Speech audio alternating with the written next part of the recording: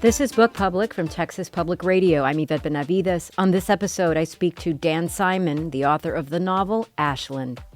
Ashland is a real place. There are many places in the United States named Ashland, but they are not like Ashland, New Hampshire. It's a mill town in the Lakes region, and it's home to the 6 narrators that Dan Simon brings to us in this marvelous book. In Ashland, Simon leaves behind basic narrative and plot conventions. 6 people from Ashland speak. Each one shares their story about living in Ashland, living through what they have been born into, and revealing the ways they have survived the worst of it and managed with a sense of satisfaction and maybe even a measure of hometown pride. Certainly, there is love in what they share. Carolyn is one of the narrators. She was born to a teenage single mom and never knew her father. That loss and the relationship she has with her mother and paternal grandmother make Carolyn an introspective person. She's a noticer. She writes down her observations and experiences. She's a writer. But beyond that, she impresses her writing professor at Plymouth State University, another real place, with her talent. What else is there to glean from Carolyn, but also the others, Jenny, Andy, Gordon, Edith, and Jeff? Oh, plenty. Stories are sacred as our sense of home is. Ashland is a place where we'd all like to stay a while because of the things these characters share, and even the things they can't quite say. But oh, what they do say. Dan Simon gives voices to characters we don't see often enough in literature. They get to tell their own story. He gives them dimension and depth, intelligence and compassion. They're flawed, too, like we all are, and the humanity he gives to them for the ways they grapple with life's mysteries reveals to readers the power of literature and the sheer beauty in their struggle and their will to live life with meaning. I spoke to Dan Simon about his novel, Ashland. Would you set the table for us and tell us a little bit about Ashland? What do you say when people ask you what this book is about? Here's what I would say. The seed of this story is a young person who grows up without knowing their father. That's the seed. And then I'm going to jump and say the next thing that I think is important to say is that to get the book right, I do feel I've gotten the book right. And to get the book right, what I needed to do was tear away and discard all the usual conventions of narrative fiction. To keep the story alive in the way that it is in Ashland, I had to throw away all the conventions. So what I mean by that is, as you, I'm sure, noticed, practically the whole book is written in the present tense. It goes forward, it goes back decades, but pretty much the whole book is written in the present tense, and naturally so. There's no narration. It's just people speaking. There's almost no physical description of people. So you probably didn't notice it, but nobody says at any point in the book what Carolyn looks like, or what Gordon or Andy or Jenny looks like. The only dialogue in the book is secondhand. It's people recalling conversations. There's no dialogue, no narration. So that's how I had to bring the book to life, was to throw away a lot of the usual things that tie stories together.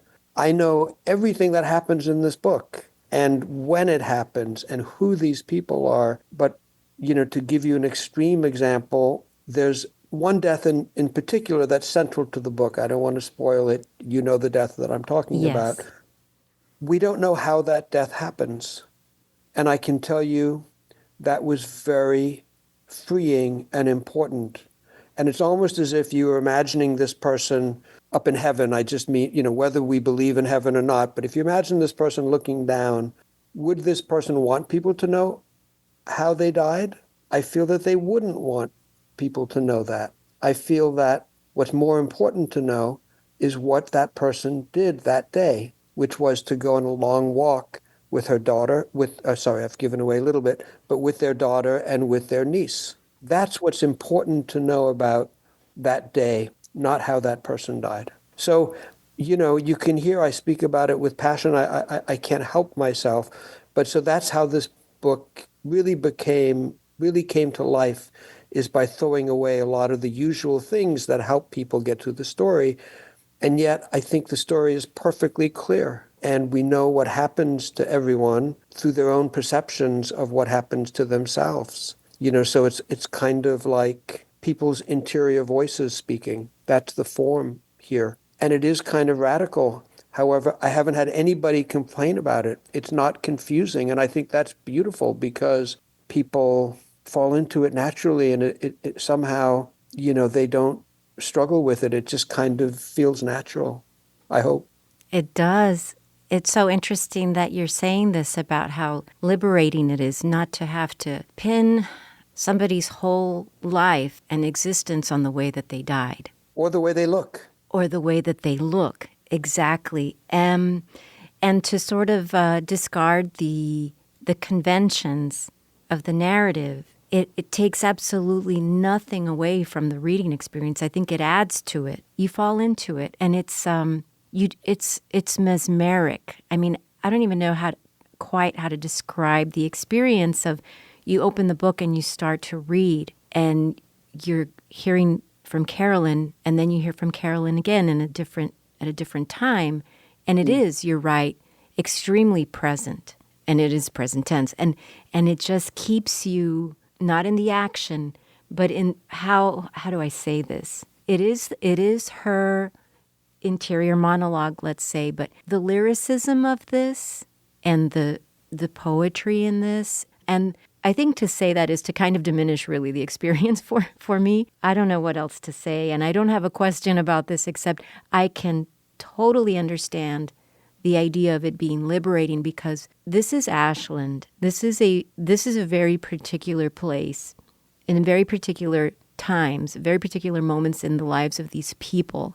And you give a story and a voice to people. I think that, I'm sorry, but I just don't think we read about characters like this enough, that they have this level of intelligence, that they have this level of sharpness and introspection.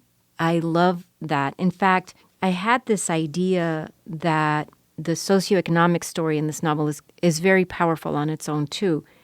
And it's something that we can hear even through Carolyn. You make these characters in this rather depressed place sensitive, compassionate, very introspective. They reflect and they remember.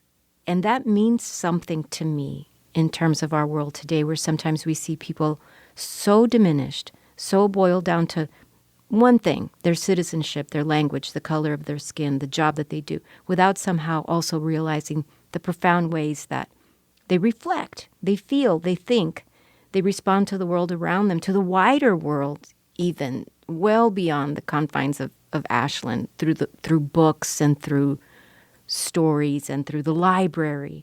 The way I like to think about it is, well, let me say, first of all, Ashland is a real place. Yeah. It's a real town. It exists. It's pretty much the geographical center of New Hampshire. New Hampshire is an odd-shaped state, so it's in the north, but it's the beginning of the north. So it kind of looks both ways, and but north to the kind of more sparsely populated, colder, wilder land, and south to the southern New Hampshire, which is more densely populated, closer to Boston, that sort of thing. But I like to think of it as there's good things that will happen to Ashland that haven't happened yet. So for a long, long, long time, let's say 2 centuries, more or less, it hasn't changed. I mean, of course it's changed, but in other ways it hasn't changed and it hasn't found itself yet, but that will come. It's a hard luck town surrounded by towns that are more comfortable and that have benefited from being places that people might retire to. I'm thinking of a town called Meredith, which is about a half hour away, or a town called Holderness, which is just a few minutes away. These are pretty places on lakes. That hasn't happened to Ashland. It's not a place that you might retire to. It just isn't. And it is a place that I love and that I grew up. And so part of the feeling in the book is of a child looking at adults, because that's what I was when I was there. And the adults were people that I was in awe of, that I might just see in passing, local men and women and kids, but I was passionately interested in them. And the point of view in Ashland is, as you, I think, mentioned, the book is told in the first person in, you could say, monologues. I like to say soliloquies from the points of view of six different characters. And, it's their interior life, and they are smart. And they have, I'm thinking of Carolyn now in particular. I'm waiting for somebody to tell me she's funny. And the reason I think she's very funny is her intelligence, but also she's willing to kind of put herself at risk. Her whole life isn't about making sure she's okay. Her whole life is about learning things she didn't know before, finding out who she is, understanding the connection she feels to the land, to the weather, to the land, to the people around her. That's more important to her than making sure that she survives her own, coming into adulthood. And so, she's willing to put herself at risk in order to find out the things she needs to find out. I would say that's really what I love about her. And, but she can kind of, she can not put herself down, but she can accept, she's not trying to put herself first. She's just trying to live her life and find out what it's going to be. And so it's really a question whether she's going to survive or not. It's not something that you would assume. And also, she grows up without a father. And so, the way that she does survive, the way that she is able to kind of lead her life is by leaning on the people around her. And it's not that they're necessarily so concerned with her, but she's concerned with them. So she draws from them, from Edith, who's a much older woman, from her mother, from her aunt, from Edith's husband, Gordon, from the people around her, from her writing teacher to some extent. So she's, like you say, she's kind of a down-to-earth, regular person, and boy, is she smart, and boy, is she strong. She is that. She is all of those things. And she is a writer. And Plymouth State is a real place, too. It's also a real place. A very real place. Yeah. And she's a writer, and she goes to school, and Jeff is the writing teacher. And I was really struck by this line, and I'm just going to paraphrase it. It's something about how he talks about, sort of the plight of the writing teacher sometimes, who is a writing teacher, but maybe not a writer sometimes because of the vocation, but recognizes something in her and says, something like, I really don't have anything to teach her. It's not like a pupil, like, somebody who he has to make sure gets to the class on time and turns everything in and these kinds of things. But instead, he says he just bears witness to the things that she is able to do and convey in her writing. That's exactly right. That's just so beautiful, and that's so real. That's a very real thing that happens sometimes. The thing about, she is a writer, Carolyn is a writer, and maybe that is what saves her, and certainly this book it belongs to her in that sense. I mean, I'm kind of two minds, Yvette, in terms of that question. To me, each of the six characters are equally important. Yes. Carolyn, who probably has 100 pages, half the book, but Edith, who has 4 pages, everybody's equally important. Yes. That's very important to me. At the same time, what we as readers experience here is, in a sense, Carolyn's writing. And her writing is, very normal to me, but it's also, in a way, unusual. She calls it collecting things. She's just collecting her observations, her experiences. She a little bit makes light of a lot of the books she reads, a lot of the storytelling. She reads romances. She says they're just so funny. In other words, she enjoys them, but they're not about real life. I think that's what she finds so funny about them. And she says, she likes mysteries. She just picks up anything. There was never one important book, she says. It's not like somebody said, oh, you have to read, Jane Austen or whatever it might be. No, she's just reading at the same time as there's kind of an engine inside her, which is her writing, which itself is a kind of work that she kind of made up on her own. And yes, her writing teacher, who thinks she's very special, he just doesn't want to touch that. And it's something I believe also, which is this is work. So what writers do is work. It's not so different from what, a cobbler, somebody who makes shoes or somebody who makes houses does. It's work. It's labor. You do your job. So I think we would be better off as a society if we started kind of idolizing, not that we idolize writers that much these days, but I mean, actors, writers too. In our community, you and I know we do kind of idolize the writers that we idolize. And, writers are doing a job. I think one could imagine a healthier relationship where one person is a builder or postman, whatever it is, and they do their work, and a writer does the work that writers do, and everybody's kind of equal, and you do your job. Yeah. It's labor. It's physical labor. It is, and that's a line from the book too, about the physical labor of it. I'm looking at exactly the part I think you were referencing. I grow up reading books. I'm always stopping by the Ashland Town Library after school. I know people will say they were changed by one particular book they read, but for me it isn't like that. I read everything I can get my hands on. There's no one book. I underlined there's no one book, and I'm going to confess to you that for just half a second, it bothered me. And then I kept reading, and then it didn't bother me anymore.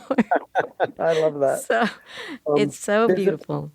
There's another section, if I can find it, where, yes, I know where it is, where she talks about reading, and which is on page 33 and 34. So this is also Carolyn speaking, also early in the book, which the section you just read was. She says, look at the mountains, just look at them. That's how long it takes to do anything that will last. It isn't any different for us. We need many, many lifetimes, but we only get one. To me, my afternoons reading with my father's mother in town sometimes, beside Mama a lot, with Edith.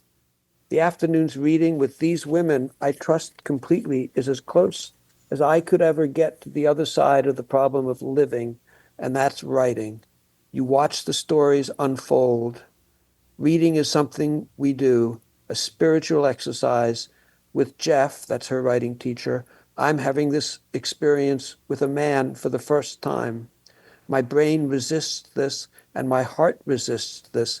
I am synchronized in my refusal of the idea of a man being able to do this with the necessary tenderness. You have to imagine something first in order to experience it. Even when you smash right up against it, a man's tenderness does exist in the same way as talking animals do.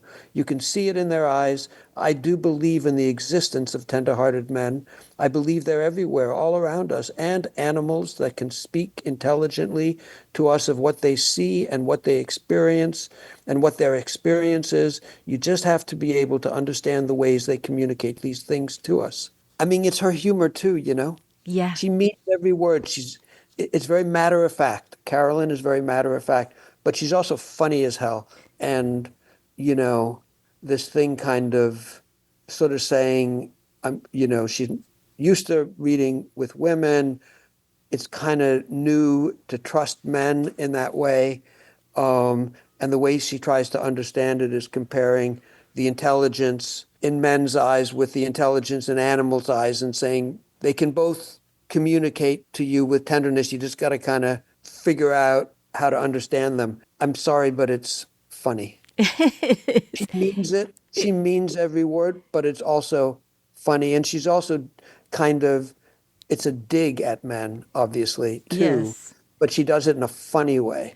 But it's funny and it's fair and it's profound and it's very wise. And I was thinking about the reference to May Sarton.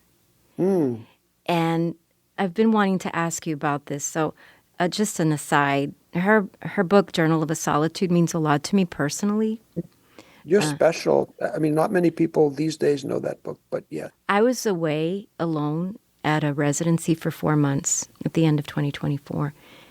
And I took my little paperback of Journal of a Solitude. And even though I didn't try to read entries synchronously on a particular day, I tried to read from that book every day, kind of randomly. And I was really struck by the resonance on any particular day.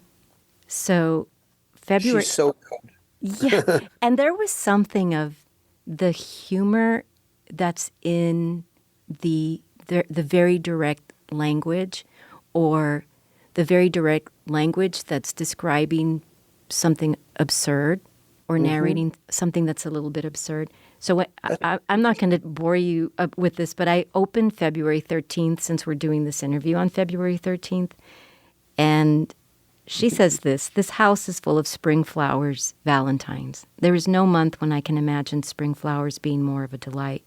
Yesterday the trees were sheathed in ice, and it is bitterly cold. So the freshness, the aliveness of daffodils and iris and tulips indoors is quite overwhelming. Even the rich green leaves and the scent in this frozen, odorless world seem like marvels. That put me in the mind of the descriptions of the natural world that Carolyn gives us in the book. And then I have been pondering two passages from Jung. The first is the key to the dangers of sublimation. One does not become enlightened by imagining figures of light, but by making the darkness conscious.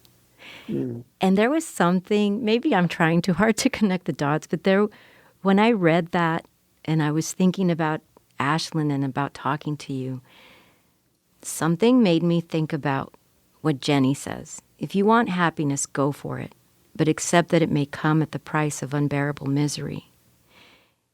And that is the case if you consider a person who chooses to stay put and be part of the fabric of a town and a family where things are difficult, or the person even who ventures out and breaks away.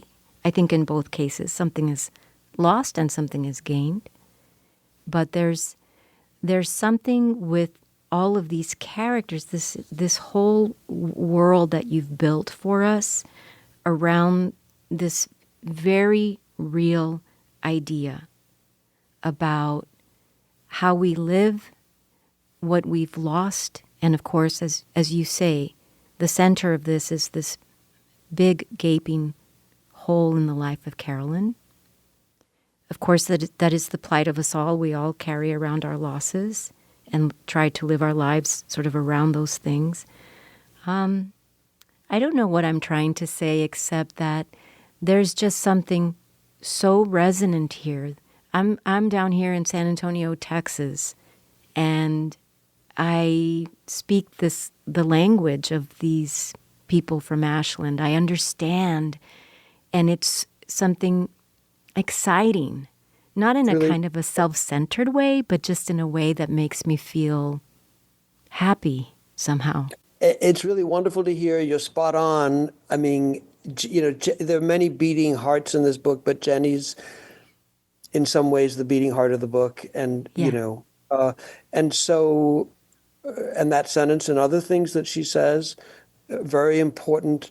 But I want to, I mean, how do we survive? I mean, to me, Ashland is a book about survival. How do we survive? We're survivors. How do we survive? How do we take our losses?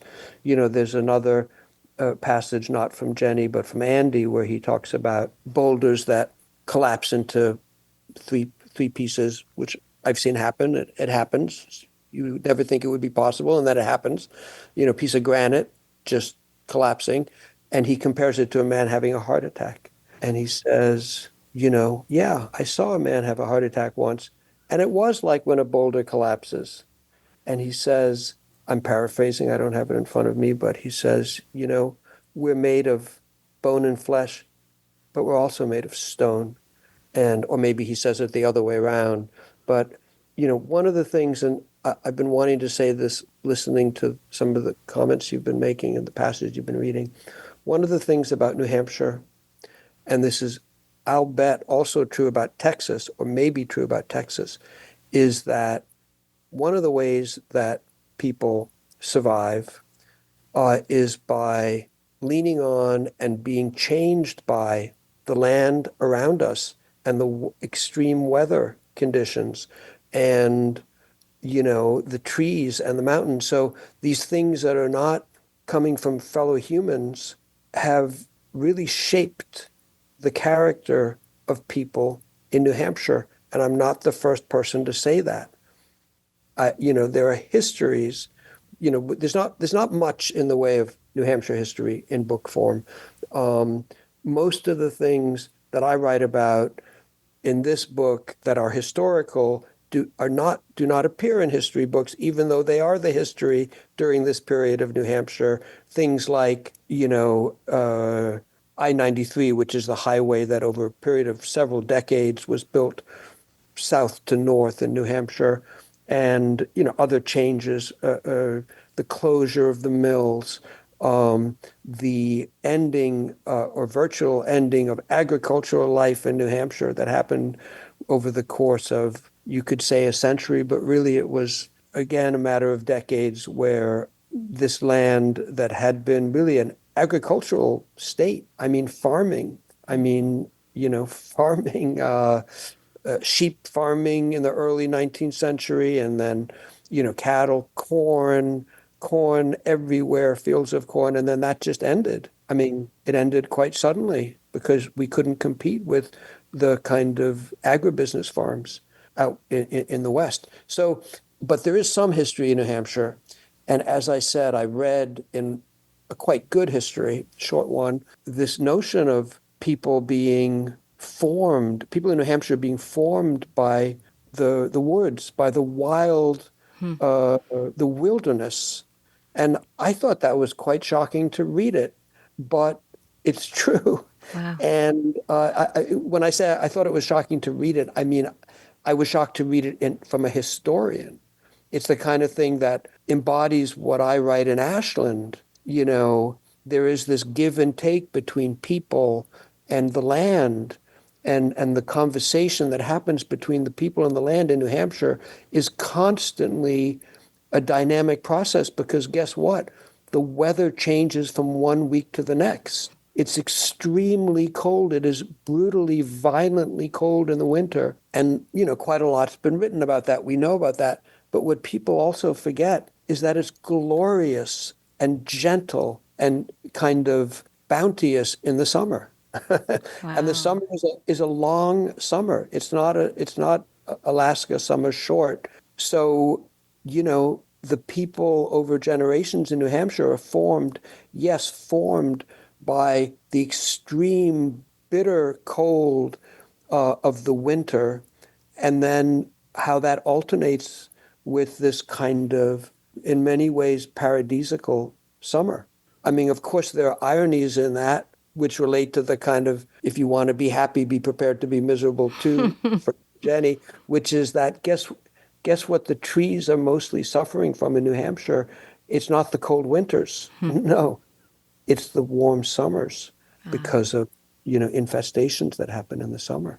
The ironies abound, but we are in New Hampshire, a place that is really, if we are saved, which is kind of another funny thing, because it's a very good moment for New Hampshire right now. Economically, the population's growing, not too fast, but it's growing.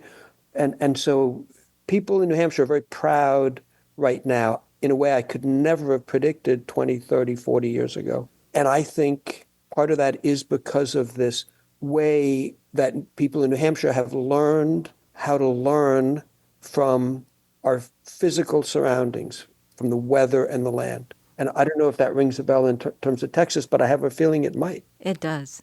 Yeah, it does. And I love that. I love to imagine some of these people in the spaces of a New Hampshire that's doing really well, that's doing better. I mean, I would never have predicted it, Yeah. because most of the time when this book takes place, which is really largely the 90s, I mean, Hmm. leading up to the 90s, but basically the 90s was a really tough time economically in New Hampshire, and not just economically, but spiritually, Mhm. because we were a state that depended on its mills, and we were a state that depended on agriculture and was proud of its agriculture. And those both basically ended.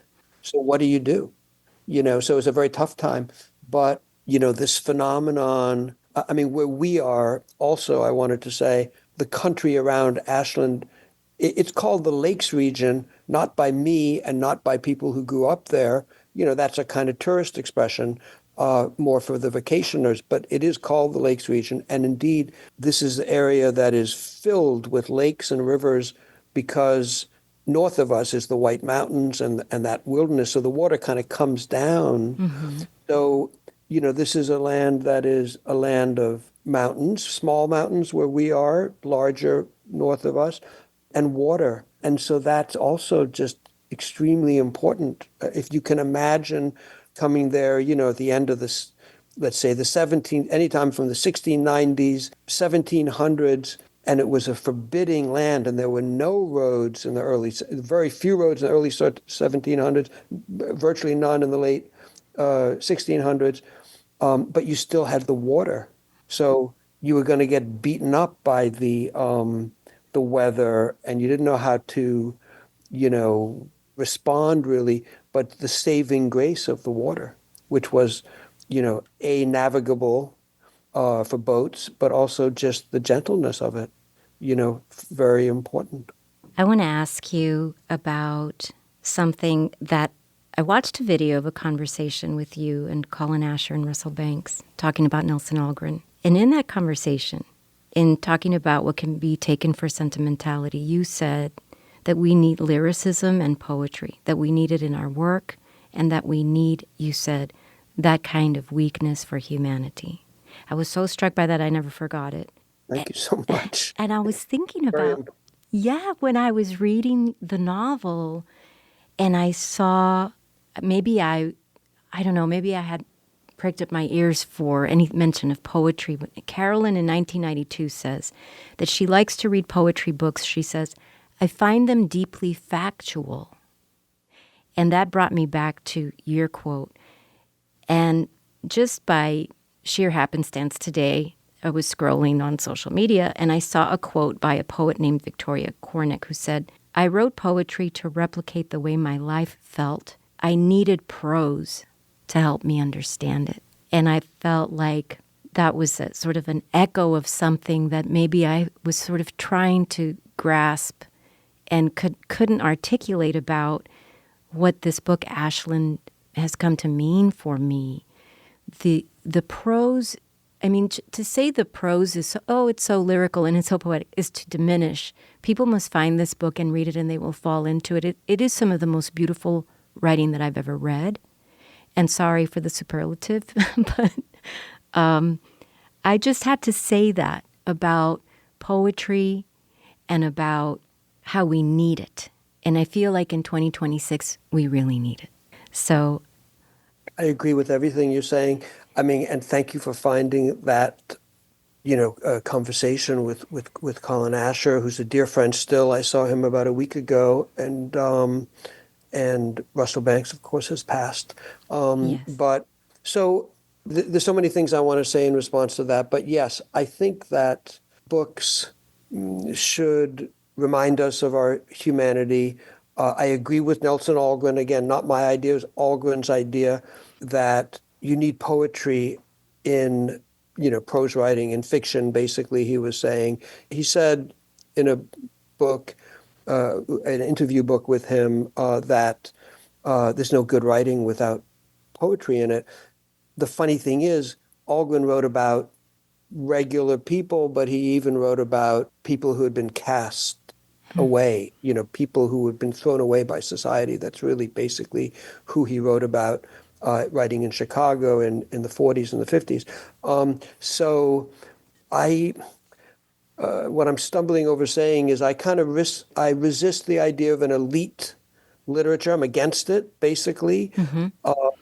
I think that literature should give voice to basic humanity. I think there's a great need for that and a great importance. and it has to be done in the right way. Algren did it in the right way. He looked up to his characters. He wrote about people who most of us or many of us would look down on. He looked up to them, and I hope I do the same thing. I look up to my characters, and so I think of this as a book for regular people, certainly, in the ways that you're talking about. And then, the other funny thing about me that relates to this is, I'm not imitating anybody in my books. I'm not influenced by anybody in my books. But then in recent months, I've somehow come to understand in a way that I didn't before how influenced I am, not so much on the page, but in a kind of moral character way by some of the people that I've had the good fortune to work with as an editor, because, my day job has been for many years an editor. So I worked with Kurt Vonnegut. I worked with the French memoirist Annie Ernaux. Nelson Algren, I worked on his books. He had died before I, came to him. Barry Gifford, but Howard Zinn. So these are people these are great writers and great Americans, okay? Yeah.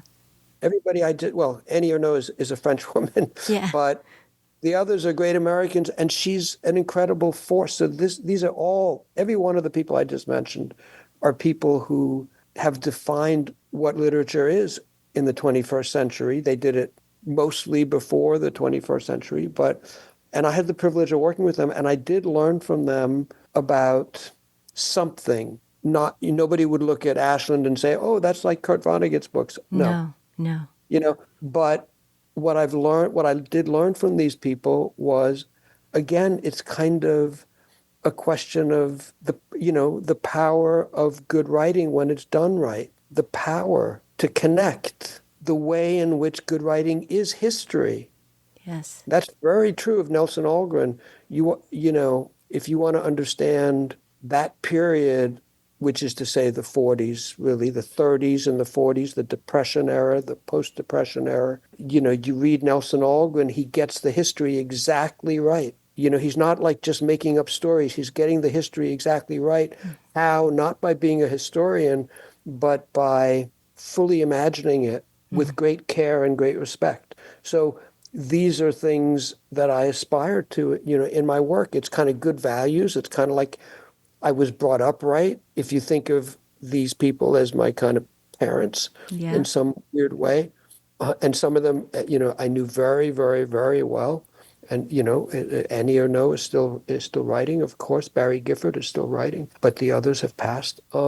So I think, I do think it's kind of a sacred. It's labor. It's nuts and bolts. It's at the same time, it's down to earth. It's the same way as Carolyn, I think, is very matter of fact. When I picture her speaking these, I thought you spoke her very well, by the way.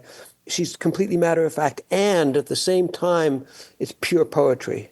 Yeah. But it's not kind of highfalutin. It's matter of fact. That's what she has the strength to do, is to observe herself, mercilessly, by the way, herself. Yes. And everything around her. And that's what writing is to her. Well, Dan Simon, what an honor to get to talk to you. What a thrill to get to talk to you about Ashland. Thank you so much for talking to me today. Thank you, Yvette. Dan Simon is the author of Ashland. This has been Book Public from Texas Public Radio. Jacob Rosati composed our theme music. Dan Katz is Texas Public Radio's news director. I'm Yvette Benavides.